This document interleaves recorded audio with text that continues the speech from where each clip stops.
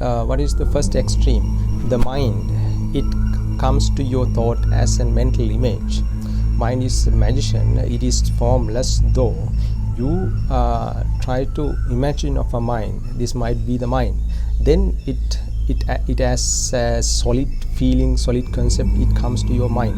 It comes to your thought. Then the first extreme is the mind, and the other extreme compared to the mind, it becomes your thought. Your thought about the mind. Thought means the mental action. Then mental action is coming from this side, and the mental of the mind as an object, it comes from the other side. It is the other extreme, and the thought is the other extreme compared to that mind. Then what is in the middle? There is contact. There is contact between mind and the thought. Then that contact is a kind of stimulation. Stimulation. That contact. How far the contact is active, so far the feeling is active, and vice versa.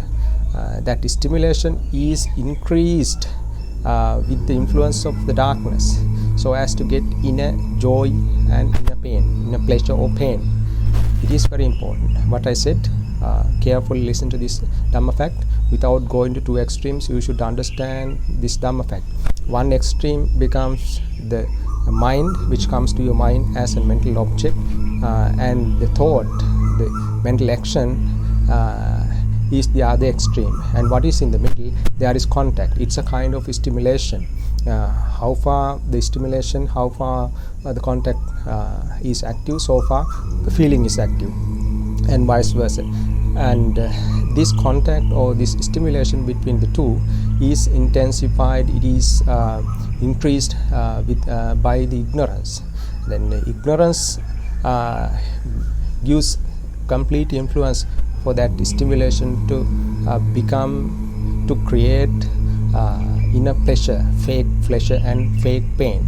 Pain and the pleasure are fake, not real, because they are conditioned, they are created, they are dependent on the darkness. So when we see into these things like that, without going to extremes, mind extreme or the thought extreme, you should see into the middle what is active there. There is contact. It's a kind of stimulation, it's a kind of feeling. It can be pleasure at a time and pain, and they are dependent, they are caused by inner darkness, avijja.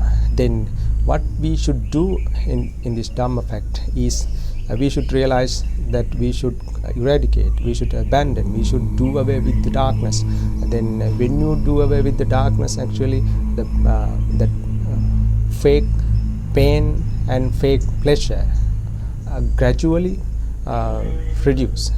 Then that is what we need. In this part, Buddha says, when you become Arahant one day, that pleasure, that fake pleasure is gone and the pain is gone. That is why the Arahant's mind are perfect. Their mind is not perturbed, it is not shaken by pleasure or pain. So we are vacillating. We are vacillating between the two. So it is not the it is not what Buddha expects from us. Buddha says, develop this part till you attain Nibbana, that perfect state of the mind. It's complete emancipation, complete deliverance. That is what our goal should be. And in this Dhamma fact, as the spirit of the Dhamma, we try to speak the spirit of the Dhamma, some hidden Dhamma meanings, and join us. Listen to our videos. You can get, if you get some meaningful things from this video, it's a merit for me too, and you can develop your wisdom in this Dhamma path. The goal is not far away when we see into the Dhamma like this, because Dhamma, there is Dhamma to help us, even though the Buddha is no more, but the Dhamma is there, so we can see the Dhamma, we can develop our wisdom.